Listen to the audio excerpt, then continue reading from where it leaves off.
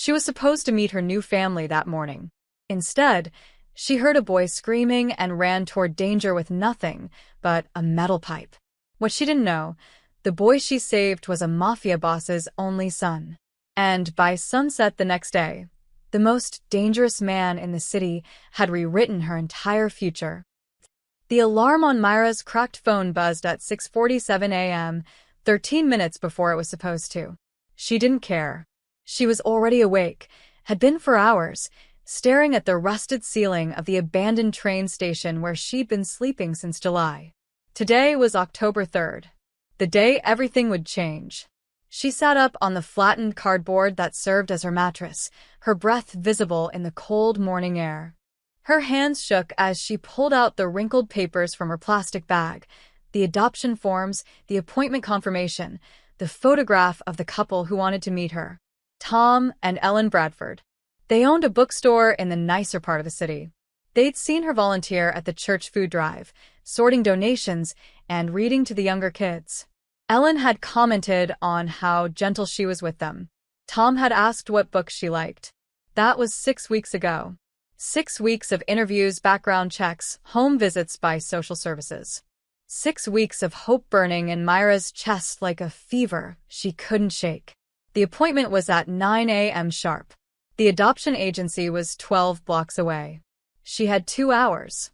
Myra changed into her cleanest clothes, a donated sweater with only one small hole, jeans that almost fit, and sneakers held together with duct tape. She brushed her hair with her fingers, wishing for the 100th time that she had a mirror. She wanted to look normal, stable, like a girl someone would actually want. At 7:15, she stepped out onto the empty platform. The October wind cut through her sweater, but she barely felt it. She rehearsed her answers as she walked. Why do you want to be adopted? I want a family. I want to go to school every day. I want to belong somewhere. What are your hobbies? Reading. I love reading. And I'm good at math. Where do you see yourself in 5 years? In college. Maybe studying to be a teacher. She'd practiced these answers so many times they felt like prayers. The streets were mostly empty at this hour. Delivery trucks, a few early commuters, homeless people she recognized from the shelter lines. Myra kept her head down and walked fast. She couldn't afford to get stopped, couldn't afford to run into anyone who might delay her. She was 8 blocks away when she heard the screaming. At first, she told herself to ignore it. Keep walking. This wasn't her problem. She had 73 minutes to get to the most important appointment of her life. But the scream came again, younger this time, desperate. A kid. Myra's feet stopped moving before her brain could catch up. The sound came from the Riverside district, 3 blocks east, the area under the old highway overpass where the graffiti covered every surface and the police rarely patrolled. She knew that area. She'd slept there last winter before finding the train station. Keep walking, she told herself. This is your only chance. Another scream. Then a shout. Help. Somebody. The voice cut off abruptly. Myra looked down at the papers in her hand. The Bradfords' smiling faces. The agency's address. Her future. Then she shoved the papers into her bag and ran toward the screams. The Riverside underpass reeked of stagnant water and spray paint fumes. Myra's sneakers splashed through puddles as she rounded the corner and saw them. 3 men in black ski masks dragging a teenage boy toward a dark van. The boy was maybe 15 or 16, skinny, with blood streaming down the side of his face. He thrashed and kicked, but the men were too strong. Myra's heart hammered. She should call 911. She should find an adult. She should do anything except what she was about to do. Instead, she grabbed a metal pipe lying near a dumpster and charged. Get off him, she screamed, swinging the pipe at the nearest man's knees. The impact sent shockwaves up her arms. The man howled and stumbled backward. The other 2 spun toward her, momentarily loosening their grip on the boy. Run! Myra yelled at him.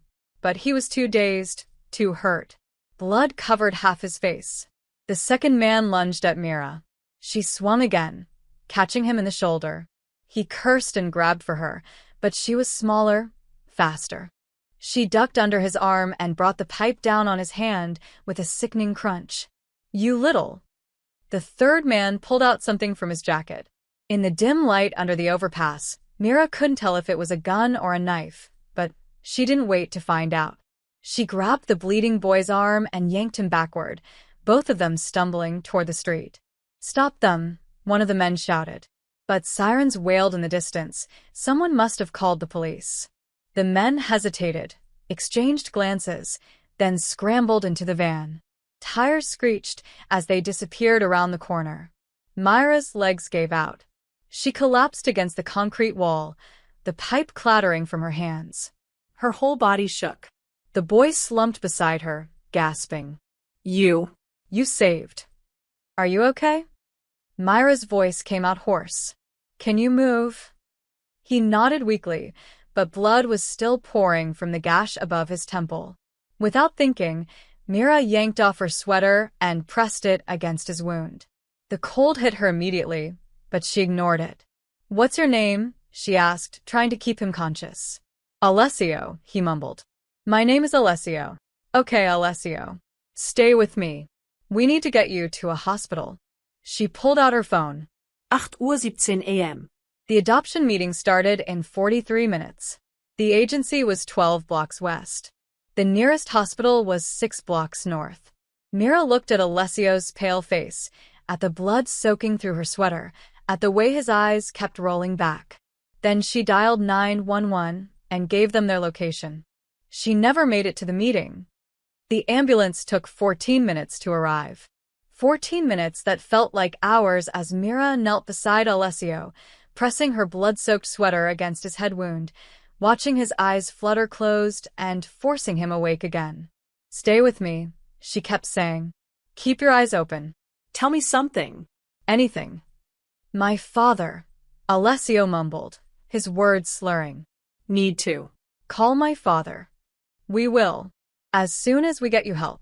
But when the paramedics finally arrived, they took one look at the scene. The blood, the abandoned pipe, Myra's donated clothes, and their expressions shifted from concern to suspicion. What happened here? The older paramedic asked as his partner began examining Alessio. He was being attacked, Mira said quickly. 3 men in masks. They tried to kidnap him. And where are these men now? They drove away when they heard the sirens. The paramedic's eyes narrowed. You related to him? No, I was walking by and heard him screaming. He pulled out a radio. We're going to need police here. Panic spiked through Myra's chest. She couldn't talk to the police. Not today. If they held her for questioning, if they ran her information through the system, the adoption agency would find out. They'd cancel everything. She glanced at her phone. 8:31 a.m. 29 minutes until her meeting. Look, I really need to go, Mira said, backing away. He's safe now. You'll take care of him. Hold on. But Alessio's hand shot out, gripping her wrist with surprising strength. His eyes, though glazed with pain, were suddenly focused. Don't leave, he whispered. Please. They'll come back for me. Something in his voice stopped her. It wasn't just fear. It was certainty. Like he knew something she didn't. The paramedics loaded him onto a stretcher. Mira stood frozen, torn between running to her future and staying with this bleeding stranger who looked at her like she was the only safe thing in the world. Are you coming or not? The younger paramedic called from the ambulance. Mira looked at her phone one more time. 8:34 a.m. Then she climbed into the ambulance. The emergency room at County General was chaos. Crying children, elderly people in wheelchairs, someone screaming about chest pain. The nurses rushed Alessio through immediately, leaving Mira standing in the waiting area in her thin t-shirt, still shaking from adrenaline and cold. A police officer approached within minutes. He was young, maybe late 20s, with tired eyes and a notepad. You the girl who called it in? Mira nodded. I need to ask you some questions. Let's start with your name. Mira. Mira Chun. Age. 14. His eyebrows rose slightly. Where are your parents, Mira? I don't have any. Guardian? I'm in the system, it wasn't exactly a lie. She had been in foster care until 6 months ago when she'd run from her third placement, a house where the older kids stole from the younger ones and the foster parents didn't notice or didn't care. The officer wrote something down. Tell me what happened. Mira recited the story mechanically, the screams, the masked men, the van. She left out the part about the adoption meeting, about where she'd been sleeping, about anything that might make her situation more complicated. Did you see the license plate? No. It happened too fast. Can you describe the attackers? They wore masks. Black clothes. That's all I saw. And the victim. How do you know him? I don't. I just heard him screaming. The officer studied her for a long moment. You're wearing a shirt with blood on it. You claim you don't know this kid, and you jumped into a kidnapping attempt with a metal pipe. That's a pretty brave thing to do. Or a pretty stupid thing. Which is it? Mira met his eyes. Someone needed help. So I helped. Before he could respond, a commotion erupted at the emergency room entrance. Men in expensive suits strode in, 5 of them, moving with the kind of confidence that made everyone else instinctively step aside. They weren't doctors.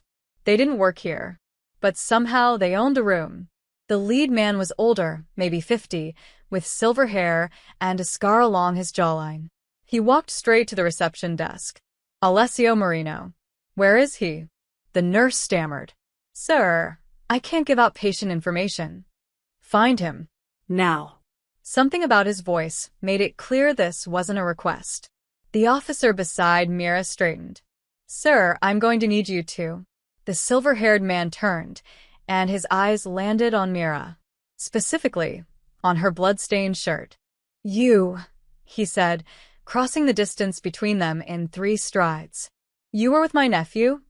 I found him. He was hurt. Where are the men who took him? Gone.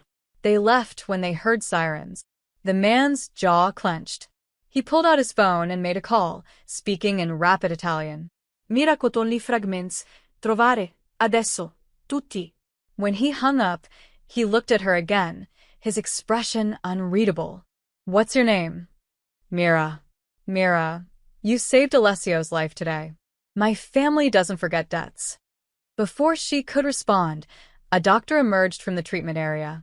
Alessio Marino's family? The men moved as one unit toward the doctor, leaving Mira standing alone with the police officer. She checked her phone.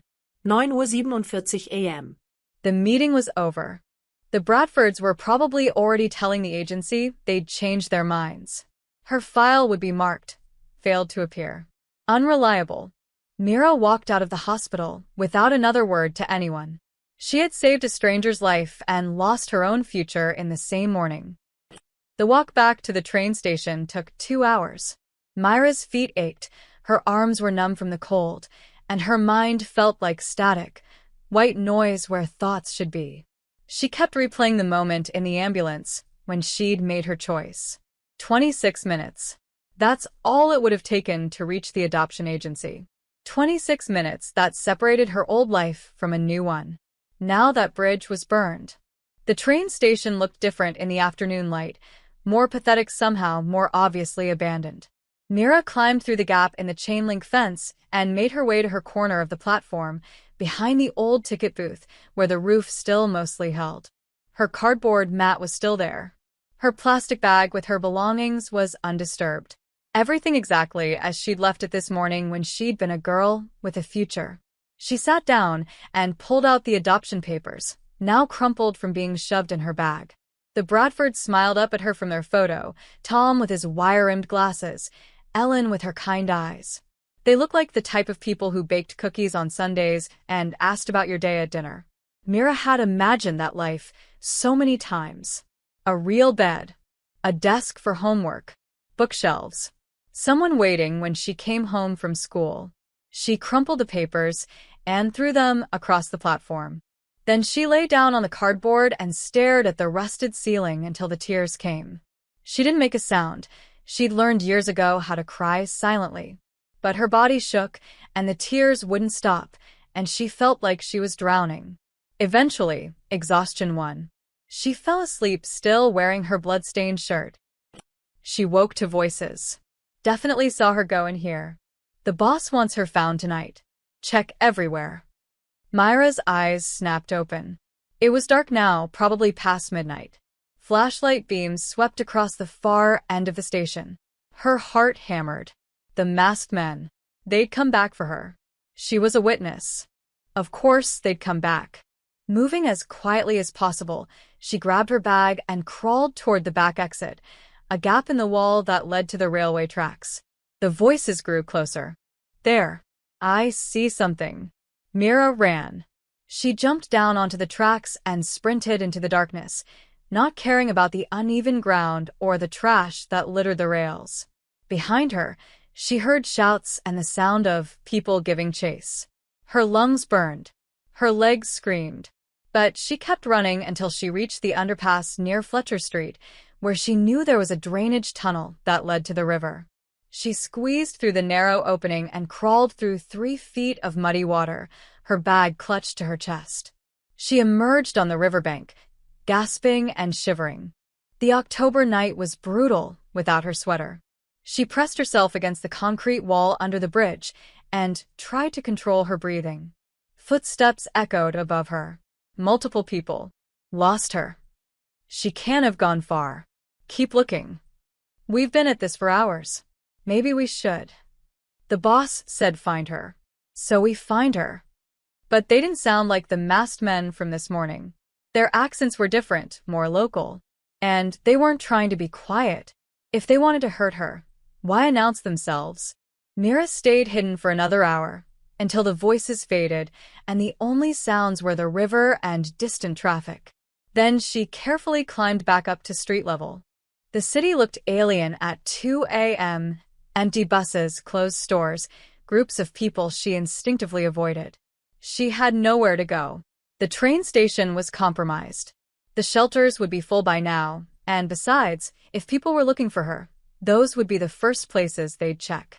She walked aimlessly, her wet clothes clinging to her skin, until she found herself outside St. Catherine's, the church where she'd volunteered at the food drive, where she'd met the Bradfords. The side door was usually unlocked for early morning services. Mira tried the handle and almost cried with relief when it opened. The church was dark and empty. She slipped into the back pew and finally allowed herself to stop moving. Her body hurt everywhere. Her teeth chattered uncontrollably. She pulled out her phone, 18% battery left. No messages. No missed calls. The adoption agency hadn't even tried to reach her. On impulse, she opened her email. One new message, sent at 10:23 a.m. From Pine Street Adoption Services. Subject, appointment no-show. Dear Mira, we regret to inform you that your scheduled meeting with potential adoptive parents Tom and Ellen Bradford did not take place due to your failure to appear. The Bradfords waited for 45 minutes before leaving. This no-show has been noted in your file. Given the significant resources invested in your case and the disappointment caused to the Bradford family, we will not be able to schedule further adoption meetings at this time. We encourage you to contact Child Protective Services for alternative placement options.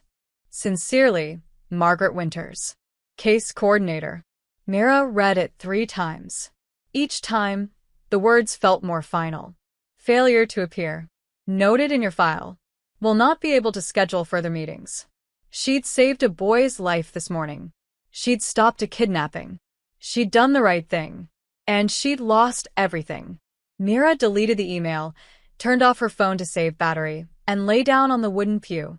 The church was cold, but at least it was safe. At least she was alone. She closed her eyes and tried not to think about what happened next. Tomorrow, she'd figure out how to survive. Tonight, she just needed to make it to morning. Mira woke to the sound of the church organist practicing hymns. Sunlight streamed through the stained glass windows, painting colored patterns across the pews. For a moment, she forgot where she was and why. Then reality crashed back. She sat up, her body stiff and aching. Her clothes had dried overnight, leaving them stiff with dirt and river water. She probably looked like exactly what she was, a homeless kid who'd slept in a church. The organist, Mrs. Young, spotted her from the front of the church. Mira? Is that you? Sorry, I'll go. Wait, honey. Are you all right? Mrs. Yang hurried down the aisle, her face creased with concern. You look terrible. When's the last time you ate? Mira couldn't remember. Yesterday morning? The day before. Mrs. Yang disappeared into the church office and returned with a granola bar and a bottle of water. Here. And there's a bathroom down the hall, if you need to wash up. Thank you, Mira whispered. The food drive volunteers will be here at 10. You're welcome to stay and help if you want. Or Mrs. Yang hesitated. Didn't you have something important yesterday? You seemed so excited last week. The adoption meeting. Of course, Mrs. Yang remembered. She'd been one of the people who'd written a reference letter for Mira. It didn't work out, Mira said flatly. Oh, honey, I'm so sorry. Mira excused herself before Mrs. Yang could ask more questions. She cleaned up as best she could in the bathroom, scrubbing the dried mud from her arms, rinsing her face, trying to make her hair look less like a bird's nest. When she looked in the mirror, dark circles shadowed her eyes. She looked older than 14. She looked tired. But maybe she could still fix this. The adoption agency opened at 9. If she went there in person, if she explained what happened, maybe they'd understand. Maybe they'd give her another chance. It was a long shot, but it was the only shot she had. Pine Street Adoption Services occupied the second floor of a renovated brownstone in the good part of town. Mira had been there 4 times before, each visit filled with hope, each interview bringing her closer to the Bradfords. Now she climbed the stairs with lead in her stomach. The waiting room was empty except for a young couple filling out paperwork. They looked happy, excited, the way Mira had felt just yesterday. The receptionist, Sandra, glanced up and her expression immediately shifted. Mira. What are you doing here? I need to talk to Ms. Winters. Please. It's important. She's with a client. I'll wait. Sandra's lips pressed into a thin line, but she picked up the phone. After a brief, hushed conversation, she hung up. Ms. Winters can give you 5 minutes. Those 5 minutes turned into an eternity. Mira sat in the hard plastic chair, rehearsing what she'd say. She'd tell the truth, all of it. About the kidnapping, the hospital, the boy she'd saved. Ms. Winters seemed like a reasonable person. She'd understand. Finally, the office door opened. Margaret Winters stood there in a pressed suit, her graying hair pulled back in a severe bun. She didn't smile. Mira. Come in. The office was small but tidy, filing cabinets, a desk covered in folders, a window overlooking the street. Ms. Winters sat behind her desk and gestured for Mira to take the chair across from her. I assume you received our email, Ms. Winters said. Yes, but I need to explain. Mira, the Bradfords were very disappointed. They took time off work, drove 40 minutes to be here, and waited nearly an hour. I know, and I'm so sorry, but there was an emergency. An emergency. Ms. Winters' tone made it clear she'd heard this excuse before. What kind of emergency? Mira took a breath. I was walking to the meeting when I heard someone screaming. A boy was being kidnapped. I stopped it. I saved him. But he was hurt, so I had to get him to the hospital, and by the time you stopped a kidnapping, Ms. Winters' expression didn't change. Yes. You can check with County General. They have records. The police questioned me. The police? Ms. Winters leaned forward. You were involved with the police? As a witness. I didn't do anything wrong. I helped someone. Ms. Winters opened Myra's file on her desk. She flipped through several pages, then pulled out a form and began writing. Mira, you have to understand how this looks. You've been in 3 foster placements in 2 years. You ran away from the last one. You've been living in unstable conditions. I had nowhere else to go. And now you're involved in violent incidents and police investigations. The Bradfords wanted a stable child. Someone they could trust. I am trustworthy. I couldn't ignore someone who needed help. And that's admirable. Truly. But it also shows impulsive behavior, poor judgment, and an inability to prioritize appropriately. The words hit Mira like physical blows. Poor judgment? I saved someone's life. You missed the most important appointment of your life to get involved in a dangerous situation that wasn't your responsibility. Ms. Winters closed the file. I'm sorry, Mira, but the agency has limited resources. We can't continue to invest time and effort into placements that don't work out. Please. Just one more chance. I'll call the Bradfords myself. I'll explain. The Bradfords have already moved forward with another candidate, a 13-year-old girl from Riverside. The paperwork is being finalized this week. The room tilted. Mira gripped the arms of her chair. What about other families? There have to be other. Your file now has notations for chronic unreliability and involvement with police. Most families specifically request children without those red flags. Ms. Winters' voice softened slightly. I'm recommending you reconnect with Child Protective Services. They can help you find a group home situation until you age out of the system. A group home. Myra's voice came out hollow. Not a family. I'm sorry. I truly am. But sometimes we have to accept that circumstances work against us. Mira stood. Her legs felt shaky, but she managed to stay upright. Is that everything? Yes. I wish you the best, Mira. The door closed behind her with a soft click that sounded like finality. Mira walked through the waiting room, past Sandra who wouldn't meet her eyes, past the happy couple still filling out forms. She walked down the stairs and out onto the street where the October sun felt too bright, too cheerful for the end of her world. She didn't cry. She was too numb for tears. She just walked, with no destination in mind, because there was nowhere left to go. Mira spent the rest of the day wandering. She walked through parks where families played with their children, past schools where kids her age laughed with friends, through neighborhoods with houses that had porches and mailboxes and lives happening inside them. By the time the sun started setting, she'd walked so far her feet had blisters. She needed to find somewhere to sleep, but the train station felt dangerous now. Those men had found her there once. They could find her again. She ended up at the bus depot, a 24-hour station with security cameras and enough people that she could blend in. She bought a bag of chips from the vending machine with the few dollars she had left and sat in a corner, her bag clutched to her chest. Sleep came in fitful bursts between bus arrivals and departures. Every time someone walked past, she jolted awake, expecting masked men or searching flashlights.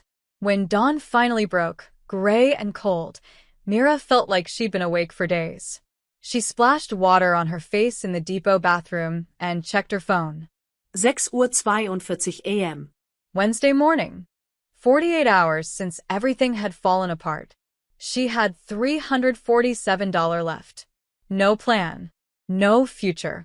The train station was the only place she could think to go.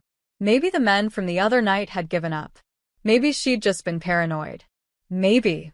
She took the bus as far as her money would allow, then walked the last mile to the station district. The sun was just climbing over the buildings when she turned onto the familiar street. The chain-link fence, the graffiti, the abandoned platform. And the black cars. 3 of them, parked in a neat line outside the fence. Sleek, expensive sedans that didn't belong in this neighborhood. Myra's first instinct was to run. But then she saw the men standing beside the cars. They weren't wearing masks. They wore tailored suits, sunglasses, and expressions of patient waiting. They weren't hiding. They were waiting for her. One of them spotted her immediately. He said something into his wrist, some kind of radio, and suddenly all of them were looking at her. Mira took a step backward. The nearest man raised his hand in a gesture that was somehow both commanding and respectful. Miss Jen. Please.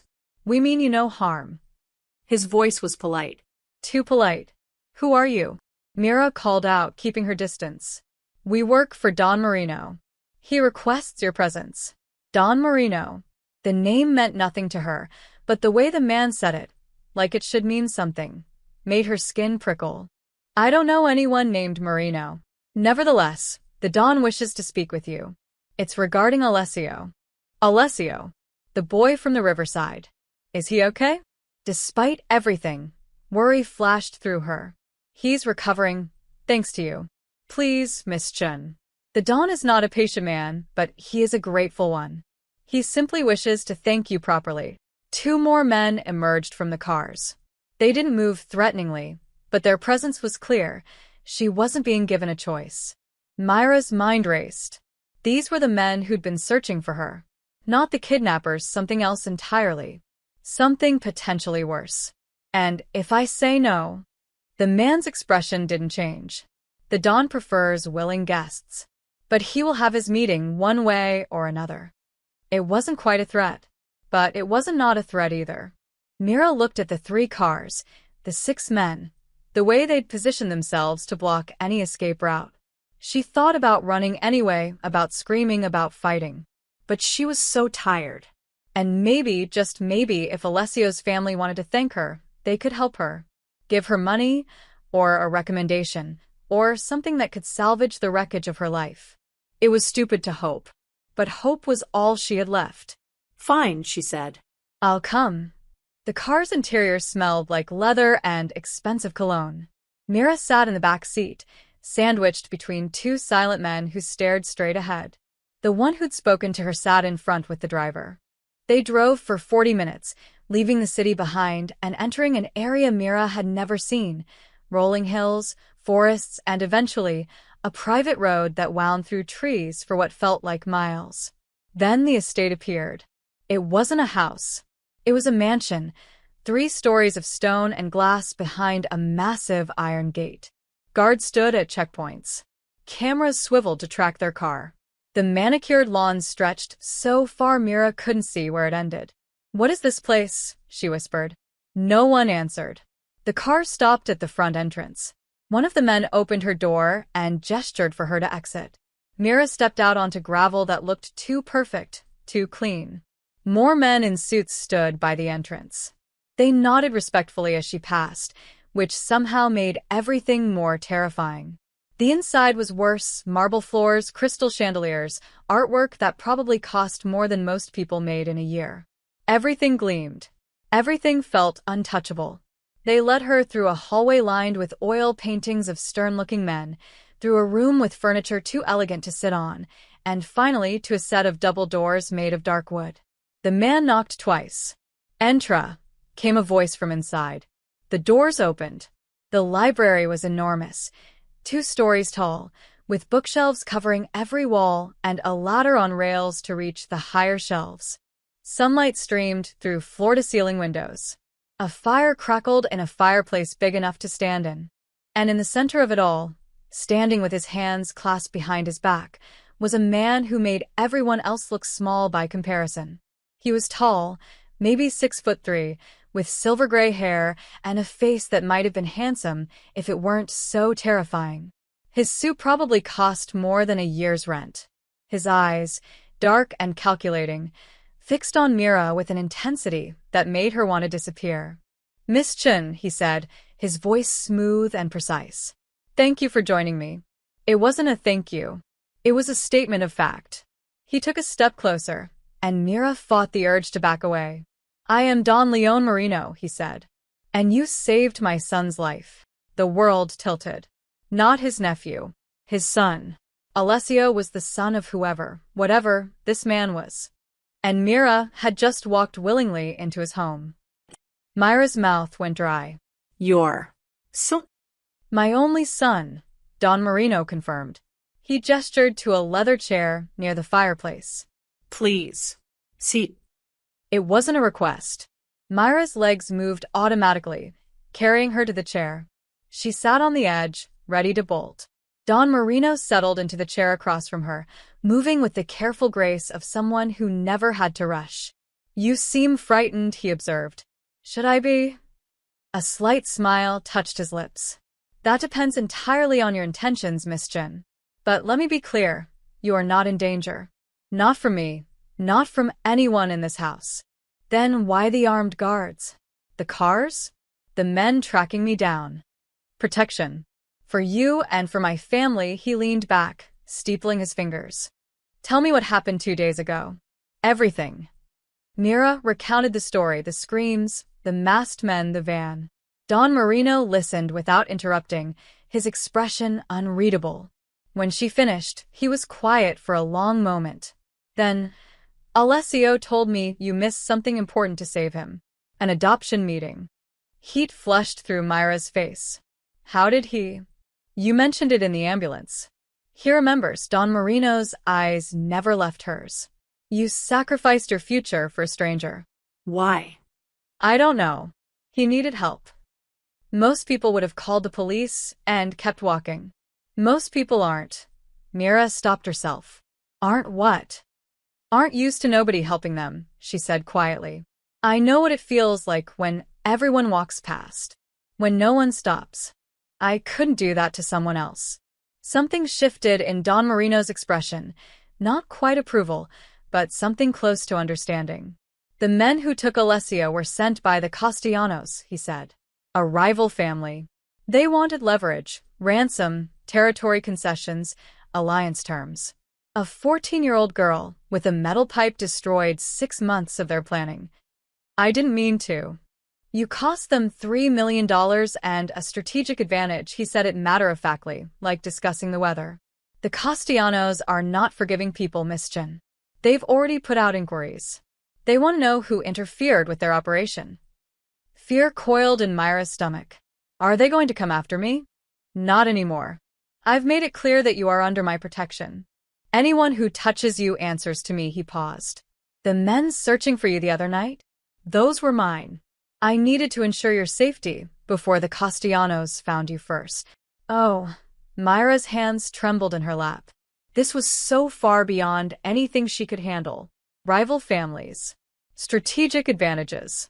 Protection. You saved my son, Don Marino continued. In my world, that creates a debt. A blood debt. Do you understand what that means? Not really. It means I owe you something of equal value to what you gave me. Alessio is worth more to me than money, power, or territory.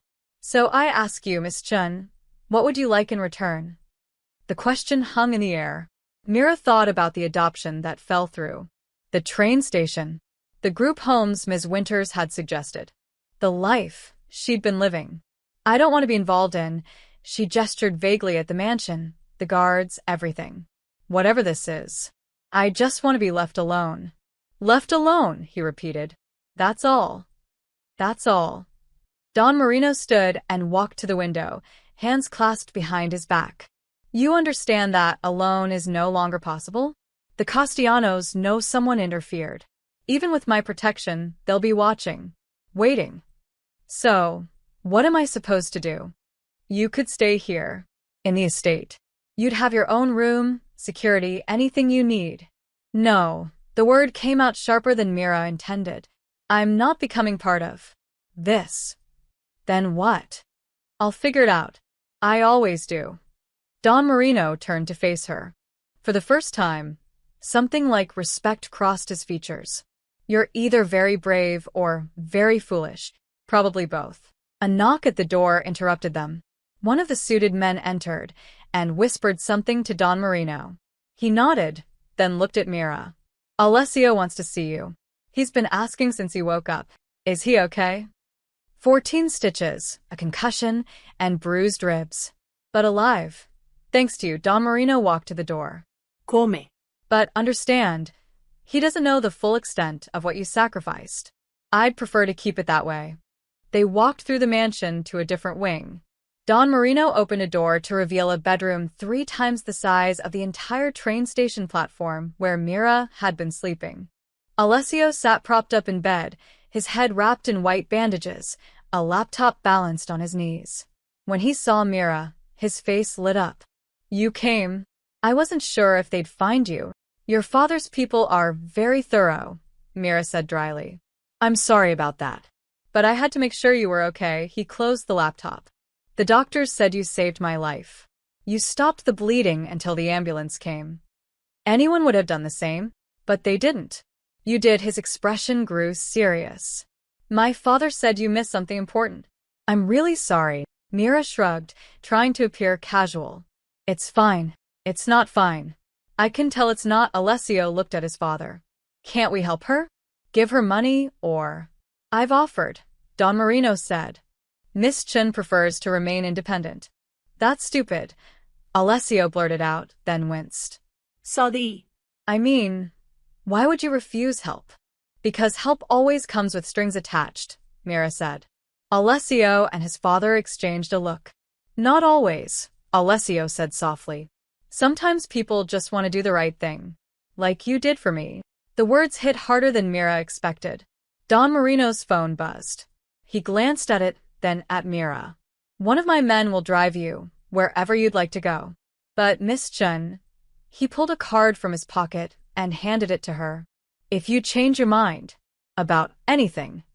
The card was heavy, expensive. A phone number, nothing else. Mira took it because refusing seemed pointless. Thank you, she said, though she wasn't sure what she was thanking him for. As she turned to leave, Alessio called out, Mira, will I see you again? She looked back at the boy in the massive bed, in the mansion with guards and secrets. I don't think so, she said honestly. But I hope you heal fast. Then she left, following the suited man back through the marble halls and out to the waiting car, the card burning like a promise in her pocket. Where to, Miss Chen? The driver asked as Mira slid into the back seat. She almost said the train station, but caught herself. She couldn't go back there. Not with rival families watching, not with Don Marino's men tracking her movements. Downtown library, she said finally. It was public, safe, and had bathrooms where she could clean up. The driver nodded and pulled away from the estate. Mira watched the mansion disappear through the rear window, then pulled out Don Marino's card. Just a phone number embossed in black ink. No name, no title. Like the people who mattered already knew who he was. She should throw it away. Nothing good could come from staying connected to whatever world Don Marino inhabited. Instead, she tucked it into her bag. The drive back took 40 minutes. The driver said nothing, asked nothing. When they reached the library, he handed her an envelope through the partition. From the Don, he said simply. Mira stared at it. I told him I didn't want. He knows. This isn't payment. It's necessity. The driver's voice was neutral. You can't survive on principle alone, Miss Chen. The envelope was thick. Mira opened it and her breath caught. Cash. Hundreds of dollars, maybe thousands. More money than she'd seen in her entire life. I can't take this. You already have, the driver gestured to the library. Be smart, kid. Use it wisely. Before she could argue, he drove away, leaving her standing on the sidewalk with an envelope full of money and a head full of confusion. The library was warm and quiet. Mira spent an hour in the bathroom, washing properly for the first time in days. She scrubbed her face, her hands, tried to make herself look less like someone who'd been living on the streets. When she emerged, she found an empty table in the back corner and counted the money. $3,000 in 50s and hundreds. Her hands shook as she recounted, unable to believe it was real. With this money, she could, what? Rent a room somewhere? Buy food that wasn't from vending machines? New clothes? She could survive. For a while at least. But survival wasn't the same as living. Mira was putting the money away when her stomach growled, a sharp, painful reminder that she'd barely eaten in 2 days. She left the library and found a diner 3 blocks away, the kind with plastic menus and waitresses who looked tired but kind. She ordered soup and a sandwich, and when it arrived, she ate slowly, making it last. The food was nothing special, but it tasted like heaven. Can I get you anything else, hon? The waitress asked. No, thank you. Just the check. The bill was $1,250. Mira left a 20 and walked out, feeling strange about having money to spare. The afternoon stretched ahead of her. No meetings. No appointments. No purpose. She wandered through downtown, watching people live their lives. Office workers on lunch breaks. Parents pushing strollers. Everyone seemed to know where they belonged. Around 3 p.m., she found herself back at St. Catherine's Church. Mrs. Yang was locking up after the food drive volunteers had left. Mira. I was hoping I'd see you again. Mrs. Yang's face creased with concern. How are you holding up? I'm okay. Better than yesterday. Listen, I know it's not much, but the church has a small room in the basement. We usually use it for storage, but it has a cot and a space heater. You're welcome to stay there for a while. Until you figure things out. The offer was so unexpected, so kind, that Mira felt her throat tighten. Are you sure? Absolutely. Come on, I'll show you. The basement room was small and windowless, with concrete walls and a bare bulb overhead. But it had a cot with clean sheets, a space heater that actually worked, and a door that locked from the inside. It was the most privacy Mira had had in months. The bathroom's down the hall, Mrs. Young said. And there's usually leftover food from the drives on Wednesdays and Saturdays. Help yourself to anything in the kitchen fridge with a green sticker. Thank you, Mira whispered. I don't know how to. You don't have to thank me. Just promise me you'll be safe, Mrs. Young squeezed her shoulder. And Mira? Whatever happened with the adoption, it wasn't your fault. Sometimes life just throws impossible choices at us. After Mrs. Young left, Mira sat on the cot and looked around her new space. It wasn't the bedroom she'd imagined in the Bradfords' house. There were no bookshelves, no window with curtains, no family photos on the walls. But it was shelter. It was safety. It was more than she'd had yesterday. She pulled out Don Marino's card again, turning it over in her hands. He'd said she was under his protection, that anyone who touched her would answer to him. But protection was just another word for control, wasn't it? Her phone buzzed, down to 3% battery. One new email. From County General Hospital. Subject, Patient Inquiry, Alessio Marino. Dear Ms. Chun, Alessio Marino has listed you as an emergency contact. Please confirm if you consent to receive updates regarding his medical status and discharge information. To confirm, reply yes to this email. To decline, reply a no. Mira stared at the email. Emergency contact. Like she was family. Like she mattered to him beyond the single moment she'd pulled him from danger. She should decline. Cut all ties. Move forward with whatever life she could scrape together. Her finger hovered over the delete button. Then she thought about Alessio's face when he'd asked if he'd see her again. The hope in his voice. The loneliness she recognized because she carried the same loneliness every single day. Before she could overthink it, she typed, yes, and pressed send. Her phone died immediately after, screen going black.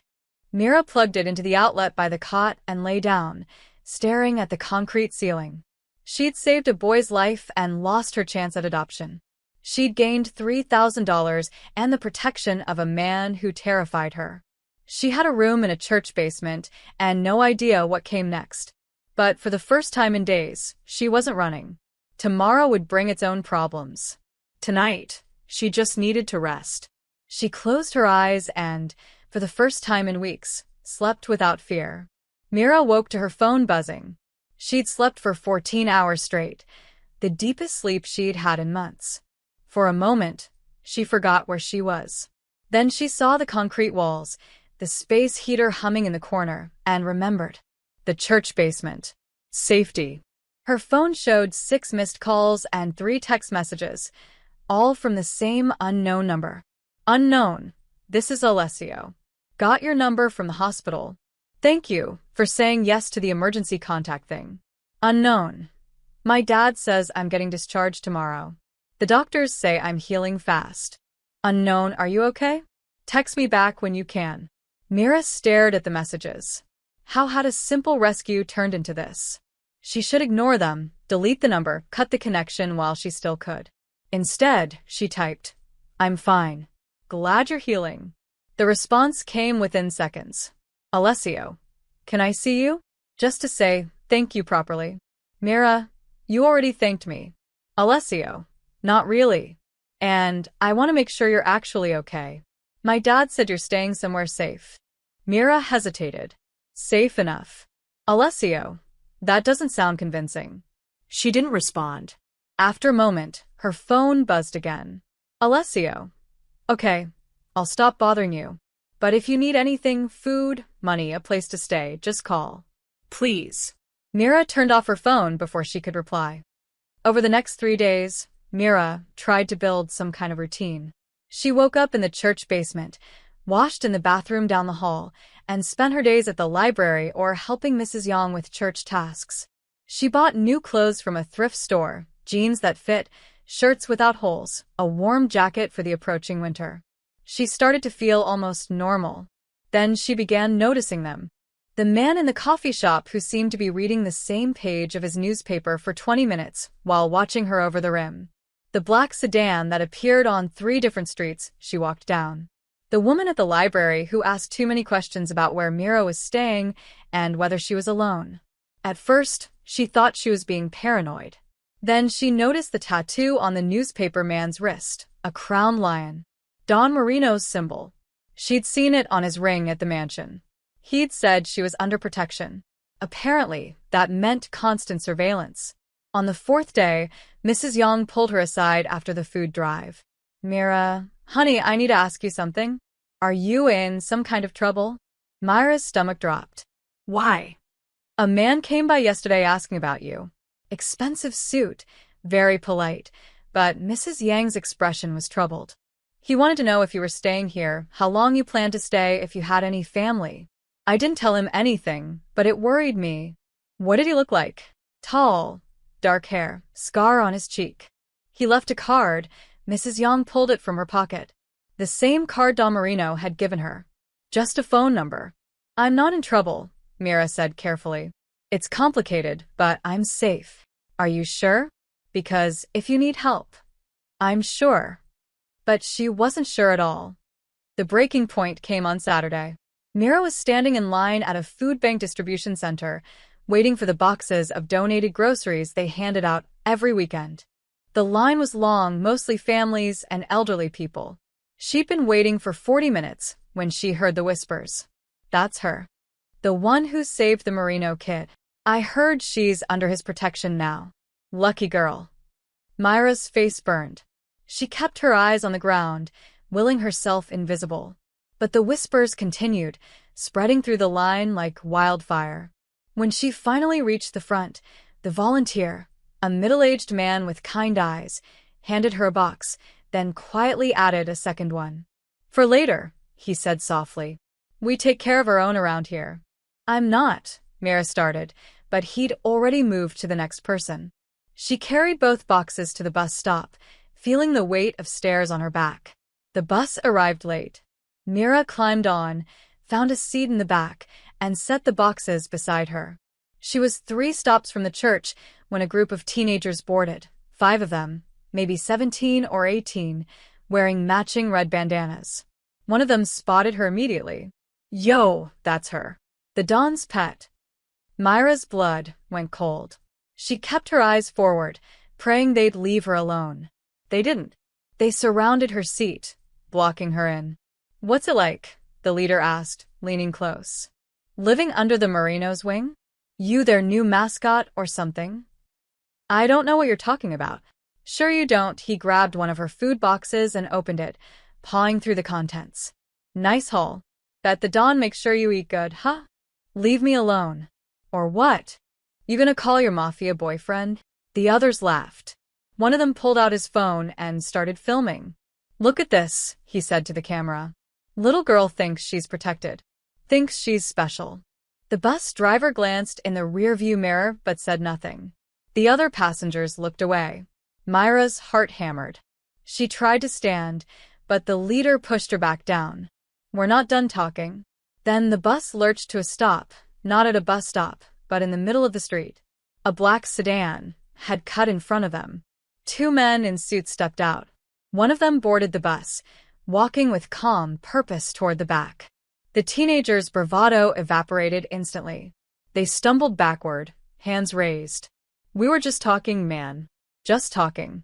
The suited man didn't say a word. He simply gestured to the door. The teenagers practically fell over each other, rushing to leave. When they were gone, the man turned to Mira. Are you hurt? No. Good, he picked up her scattered food boxes. Come with me, please. I can take the bus. The Don insists. The bus driver opened the doors without protest. Mira had no choice but to follow. As the sedan pulled away, she caught her reflection in the window, a 14-year-old girl surrounded by bodyguards, watched by strangers, trapped in a life she never asked for. Protection, she realized, was just a prettier word for prison. The sedan drove straight to the estate. Mira didn't argue. There was no point. Don Marino waited in the same library where they'd first met. This time, his expression was cold. Seat. Mira sat. This is the third incident in 4 days, he said. The Castellanos testing my boundaries. Street gangs thinking you're an easy target. And you, stubbornly refusing proper protection. I didn't ask for any of this. No. You asked to be left alone. But the world doesn't work that way, Miss Chen. You saved my son, and now everyone knows it. That makes you valuable. Valuable things get taken. So, what am I supposed to do?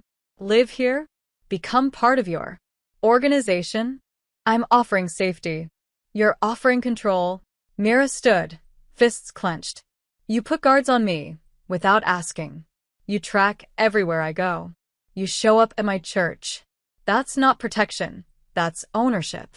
Don Marino's jaw tightened. I'm trying to keep you alive. Maybe I don't want to live like this. Silence filled the library. Finally, Don Marino spoke, his voice quieter. Alessio would like to see you. He's in the East Garden. I should go. 5 minutes. Then my driver will take you wherever you want to go. But Miss Chen, he met her eyes. Think carefully about what you're refusing. Pride is expensive. Sometimes it costs everything. Mira found Alessio sitting on a stone bench, surrounded by rose bushes. The bandage on his head was smaller now, and he looked healthier, though still pale. You came, he said, brightening. Your father insisted. He means well. He's just. Intense, Alessio patted the bench beside him. Please? Mira sat, keeping distance between them. I heard what happened on the bus, Alessio said. I'm sorry. That's my fault. If I hadn't. It's not your fault. None of this is your fault. Then whose fault is it? Because you saved my life, and now your life is falling apart, his voice cracked. The adoption, the people following you, everything. I ruined everything for you. The raw guilt in his voice caught Mira off guard. She'd been so focused on her own problems, she hadn't considered how Alessio might be feeling. You didn't ask to be kidnapped, she said quietly. And I didn't have to help. I made a choice. A choice that cost you everything. Maybe. But I'd make it again. Alessio looked at her, surprised. Really? Really? Because leaving you there would have cost me something else. Something I couldn't get back. They sat in silence for a moment, watching birds hop between the rose bushes. Can I tell you something? Alessio asked. Something I haven't told anyone. Okay. I'm failing school. All of it. Math, English, history, everything. He stared at his hands. I have dyslexia. Bad. The letters jump around. Words don't make sense. My tutors treat me like I'm stupid. My father hired the best teachers money can buy, and they all look at me like I'm broken. You're not broken. That's what everyone says. But then they get frustrated when I can't read a paragraph without making 10 mistakes. His voice dropped to a whisper. Sometimes I think the kidnappers did me a favor. At least when I was being dragged into that van, nobody cared if I could spell. Mira understood that feeling of being seen as defective, unwanted, not worth the effort. What if I helped you? She heard herself say. Alessio's head snapped up. What? With school. I'm good at that stuff. And I won't treat you like you're broken. You do that? After everything? I need something to do anyway. And your father's right about one thing. I can't keep living the way I was. The admission hurt, but it was true. Maybe we can help each other. Hope flickered in Alessio's eyes. I'd pay you, obviously. Or my father would. No, Myra's voice was firm. No money. No debt. If I do this, it's because I want to. Not because your father bought it. Okay. Then. What do you want? Mira thought about it. Independence. Your father can keep his guards at a distance, but I choose where I live, where I go, what I do. I'm not his employee or his responsibility. I'm just someone helping his son study. Deal. Alessio extended his hand. Mira shook it. wondering if she was making a terrible mistake. 6 days later, Mira was beginning to think she'd made the right choice. She was still staying in the church basement. Don Marino had offered a dozen alternatives, but she'd refused them all. However, she'd accepted a used laptop for tutoring purposes and a phone with actual service. The guard stayed back, visible but not intrusive. And 3 times a week, she met Alessio at the public library downtown to study. Not at the mansion. Not in some secret mafia office. Normal places with normal people around them. Today they were working on a history essay. Alessio had been staring at the same paragraph for 10 minutes. "It's okay," Mira said. "Take your time. I can't make sense of it. The words keep moving." "Then don't read it. Listen." She read the paragraph aloud, slowly. "Now tell me what it means in your own words." Alessio closed his eyes, processing. Then, the treaty was supposed to end the war, but it actually just delayed it. Exactly. That's exactly right. See? You understand it fine. Your brain just processes information differently. A smile broke across Alessio's face. "My tutors never did that."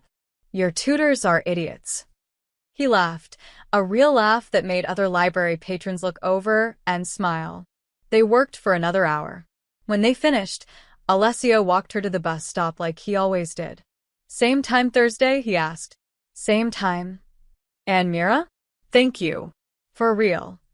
She nodded and boarded the bus, feeling something she hadn't felt in weeks, useful. The bus was crowded, so she stood near the middle, holding the overhead rail. 3 stops later, she noticed the van. A white van, following the bus.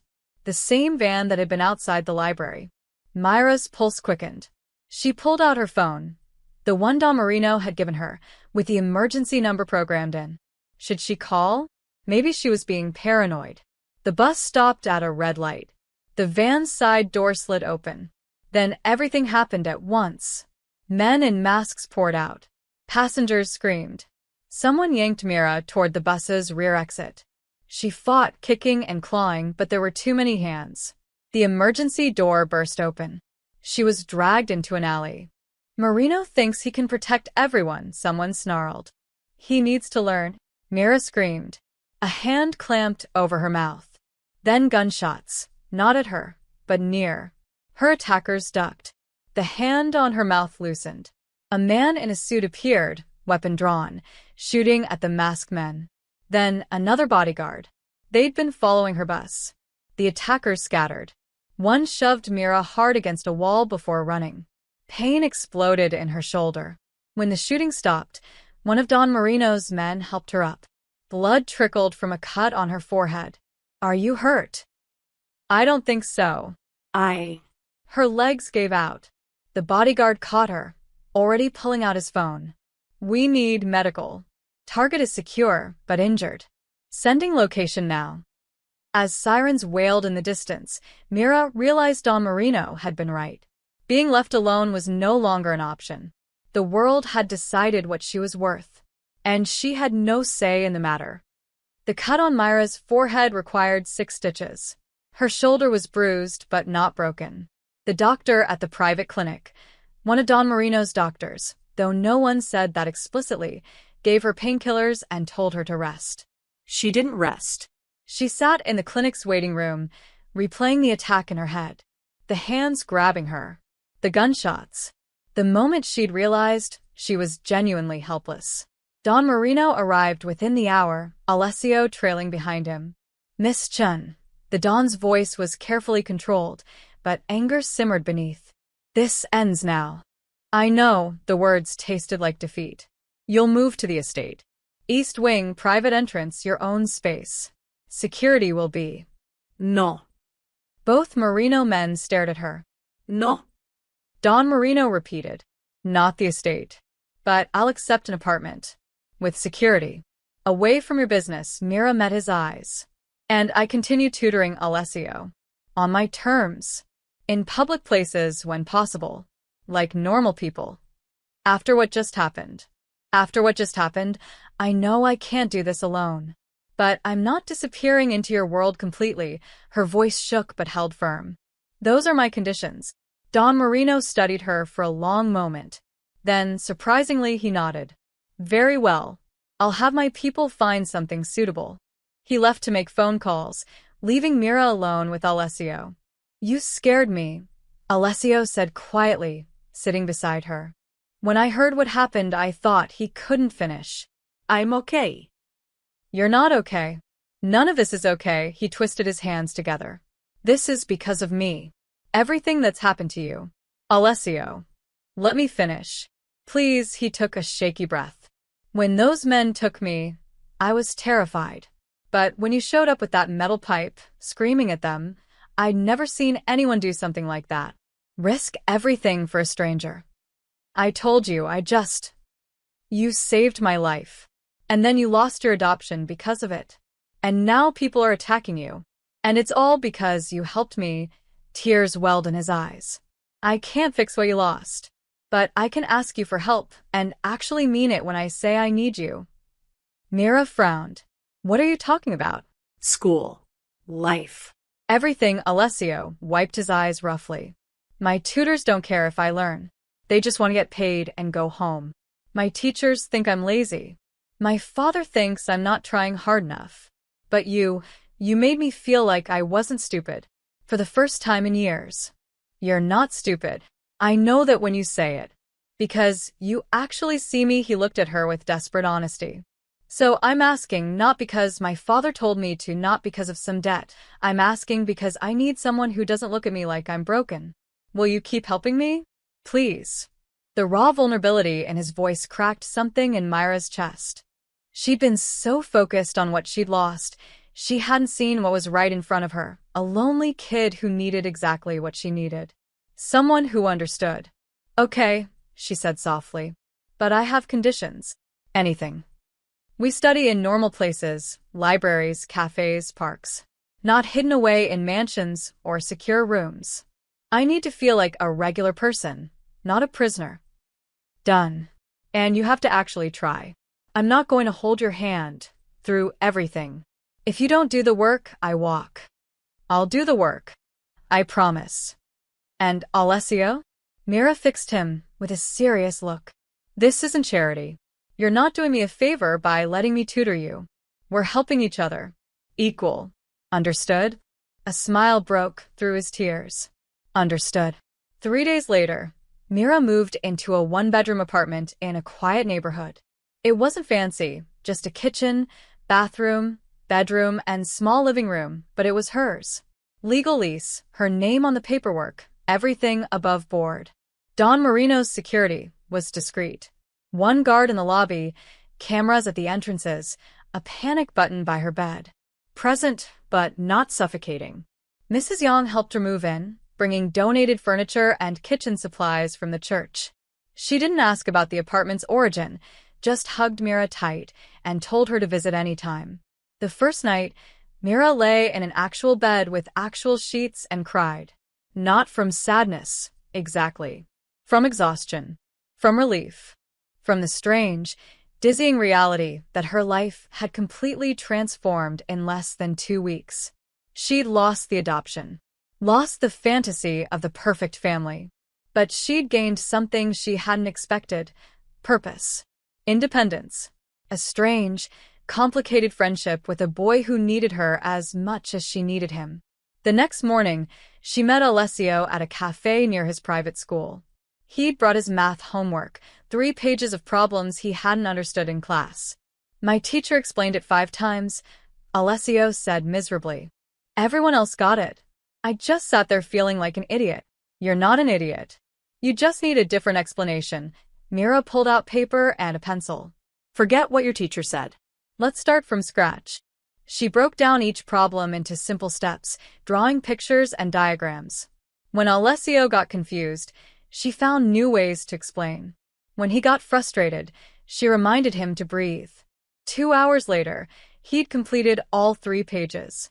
By himself. I did it, he said, staring at his work in disbelief. I actually did it. You did. Because you're capable. You just needed someone to believe that. Alessio's eyes shone. Same time Thursday? Same time? As Mira walked home, past the discreet security guard, up to her apartment that she'd never imagined having, she realized something. She hadn't been adopted by the Bradfords. She hadn't gotten the life she'd planned. But somehow, in the wreckage of those broken dreams, she'd built something else. Not a family. Not yet. But maybe the beginning of one. A strange, unconventional, slightly dangerous beginning. But hers nonetheless. The tutoring sessions became routine over the following weeks. 3 times a week, Monday, Wednesday, Friday, Mira met Alessio at various locations around the city. Coffee shops, libraries, the park when weather permitted. Always public. Always normal. And Alessio was improving. His last math test came back with a B-, his highest grade in 2 years. His English teacher commented that his essay, while rough, showed genuine understanding. Small victories that felt monumental. But the arrangement still felt temporary. Fragile. Like it could shatter at any moment. That feeling crystallized one cold November morning when Don Marino called her directly. "Miss Jen, I need you to come to the estate. Today. Is Alessio okay?" He's fine. "But we need to discuss the terms of your arrangement with my son." The word terms made her stomach clench. "I'll be there this afternoon." A car picked her up at 2 p.m. The drive to the estate felt longer than usual, weighted with dread. When she arrived, Don Marino was waiting in his study. A different room from the library, darker and more businesslike. "Sit," he said, gesturing to a leather chair across from his desk. Mira sat, spine straight, ready for whatever was coming. "Alessio's grades have improved significantly," Don Marino began. His teachers are impressed. "More importantly, he's happier. More confident. That's your doing." "He's doing the work himself." Under your guidance, Don Marino leaned back. "Which brings me to the issue at hand. This arrangement, meeting in public places, minimal security, you living independently, it's become a liability. Alessio is learning better this way. Alessio is also the heir to everything I've built. The Castellanos haven't forgotten what happened. Neither have other families who see an opportunity." His eyes hardened.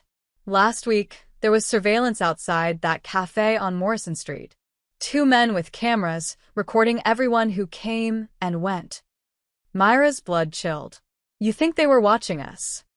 "I know they were. My people removed them, but they'll send others. The more visible you and Alessio are together, the more vulnerable you both become." "So, what are you saying? Lock him away? Keep him isolated?" "I'm saying you need to accept reality. If you're going to be part of my son's life, you need proper protection. Real protection. I have security. A guard in your lobby and a panic button." "That's barely adequate." Don Marino stood, walking to the window. "I'm prepared to offer you more. A room here at the estate. Full security detail. Financial support for anything you need." "In exchange for what?" "In exchange for nothing. This isn't a transaction, Miss Chen. It's common sense." Mira stood as well. "Every time someone offers me something for nothing, there are strings attached. Your world doesn't work on charity. My world works on loyalty and protection. You've earned both. By saving your son once, that's a pretty expensive debt. By saving my son," Don Marino turned to face her, and then refusing every easy option since. "You could have taken money and disappeared. You could have accepted comfort and security without question. Instead, you fought to maintain independence while still helping Alessio." Something like respect flickered in his expression. "That's not common. Especially in my world." Mira studied him, this man who terrified her and intrigued her in equal measure. "I don't want to be part of your business. I don't want to know about territories or rivalries or whatever else you do. I just want to help Alessio learn. I'm not asking you to be part of my business." "Then what are you asking?" Don Marino returned to his desk and pulled out a folder. He slid it across to her. "These are terms. Written, legal, binding. I have them drawn up whenever I engage with anyone outside the family business. They protect both parties." Mira opened the folder. The document was several pages long, filled with legal language she barely understood. "What does it say?" "In simple terms, You continue tutoring Alessio. You maintain your independence, your apartment, your choices, your life. In exchange, my organization provides security and ensures your safety from any threats, internal or external. He paused.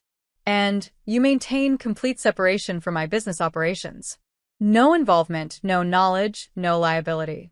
So, I teach your son, and you keep me alive. Essentially. And if my life is threatened again, if your protection isn't enough, then you walk away. Forever. No questions, no obligations, no retribution. Don Marino met her eyes. You're not a servant, Miss Chen. You're not an employee. You're a guardian of my son's future. That makes you untouchable by everyone, including me. Mira read through the document more carefully. It was exactly what he'd described: clear boundaries, explicit protections, an exit clause with no penalties. Why are you doing this? Because Alessio needs you. And because people who genuinely care about my son are rare. His voice softened slightly. You didn't save him for reward or recognition. You saved him because it was right. In my experience, people motivated by righteousness are either fools or saints. You've proven you're no fool. I'm not a saint either. No. You're a survivor. That's better. He gestured to the document. Take time to read it thoroughly. Have a lawyer review it if you wish. I'll provide one at no cost.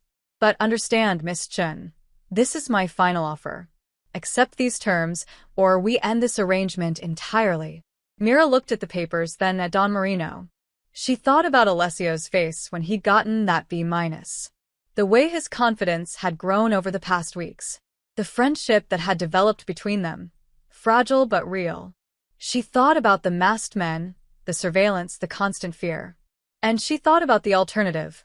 Walking away, losing this strange purpose she'd found, returning to survival mode. I'll need 2 days to read this properly, she said. You have 3. But Miss Chen. Don Marino's expression was grave.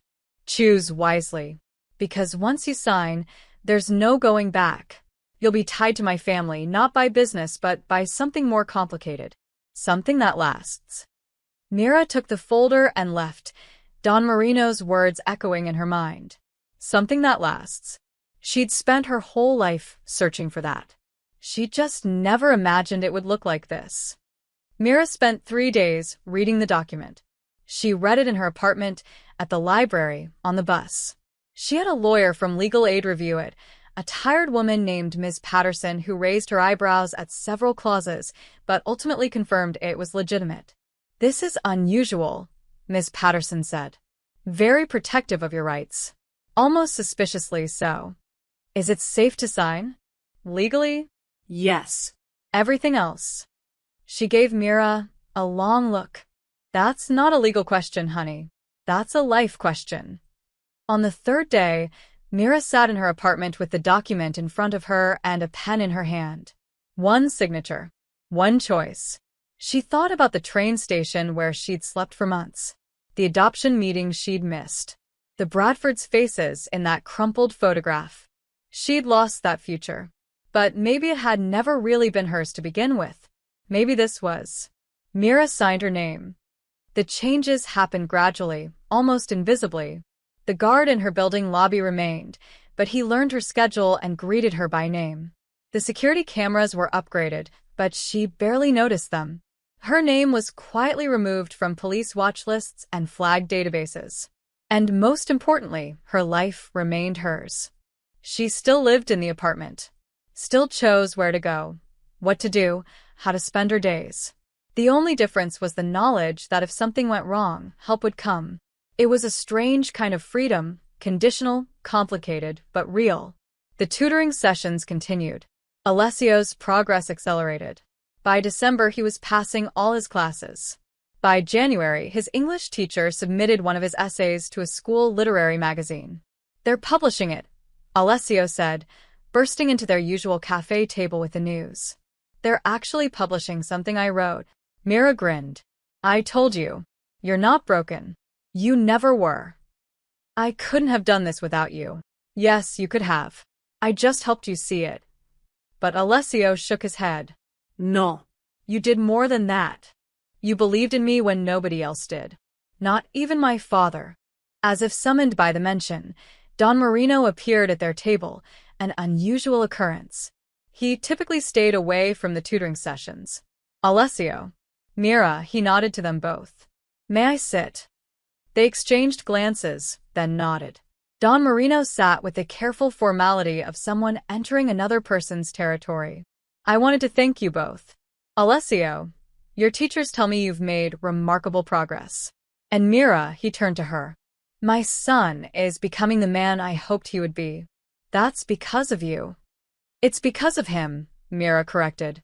I just showed him a different way to learn. You showed him more than that. You showed him kindness without agenda. In our world, that's revolutionary. Alessio shifted uncomfortably. Dad. I know. I'm intruding on your time, Don Marino stood. I'll leave you to your work. But Mira, there's something I wanted you to have. He placed an envelope on the table. Mira eyed it suspiciously. What is it? Not money. Open it. Inside was a single document, an official letter on Pine Street Adoption Services letterhead. To whom it may concern. This letter serves to officially clear Mira Chen's adoption file of all previous notations regarding unreliability. After further investigation and witness testimony, we have determined that Ms. Chen's absence from her scheduled appointment was due to her intervention in a life-threatening emergency situation. Ms. Chen demonstrated exceptional character and judgment. Her file has been reinstated to active status for future placement consideration. Sincerely, Margaret Winters. Case Coordinator. Myra's hands trembled. How did you? I didn't threaten anyone, if that's what you're asking.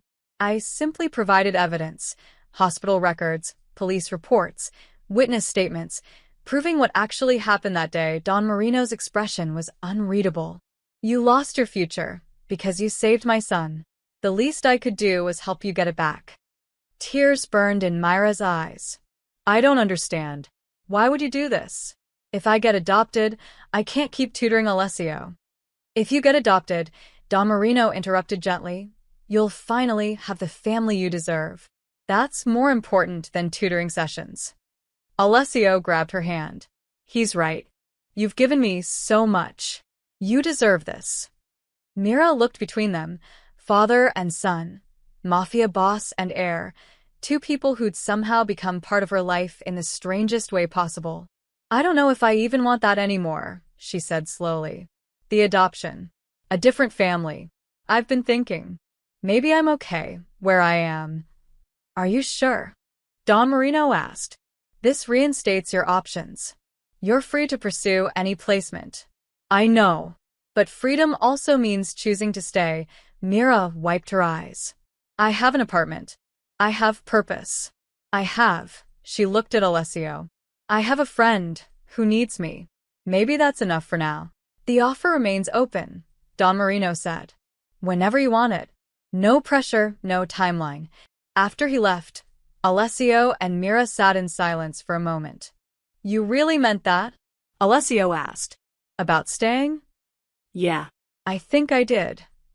Good. Because I still need help with chemistry. And history.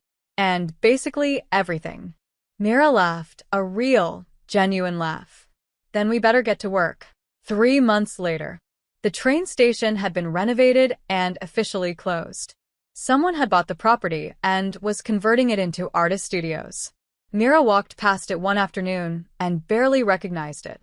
So much had changed. She was enrolled in public school now, actually attending classes, doing homework, being a regular teenager. She'd made a few friends, girls who knew nothing about her past and didn't need to.